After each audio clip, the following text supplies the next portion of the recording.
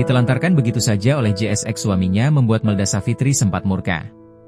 Tak terima ditelantarkan, Melda Savitri ternyata pernah mendatangi kantor Satpol PP Aceh Singkil. Saat itu Melda Savitri meminta agar JS dipecat dari PPPK. Namun keinginan Melda meminta JS dipecat itu ditolak mentah-mentah. Sosok Melda sendiri belakangan menjadi sorotan lantaran kisruh rumah tangganya.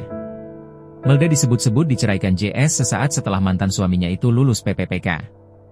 Video Melda yang keluar dari rumah suaminya dengan membawa kedua anaknya yang masih kecil pun viral. Hal inilah yang membuat sosok Melda menjadi sorotan. Lantaran banyak yang prihatin dengan nasibnya. Ternyata jauh sebelum itu, Melda sudah sering mendapatkan perlakuan miris dari JS. Melda bahkan pernah ditelantarkan oleh suaminya hingga tak tahu harus berbuat apa.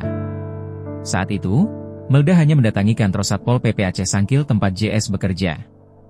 Hal itu ia ceritakan dalam podcast bersama Denny Sumargo. Sayangnya menurut pengakuannya, hal itu ditolak oleh pegawai saat itu. Alasannya, karena itu bukan perbuatan kriminal seperti mencuri, korupsi atau narkoba.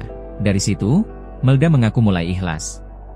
Melda mengaku dirinya tak dendam dengan perlakuan sang suami, meski telah mengubur mimpinya hidup bersama dengan kondisi perekonomian yang stabil. Suaminya dilantik pada 17 Agustus 2025, sementara dirinya dicerai pada 15 Agustus 2025. Rencana mereka menggadaikan surat keputusan, SK, untuk membeli rumah Pulau Pupus.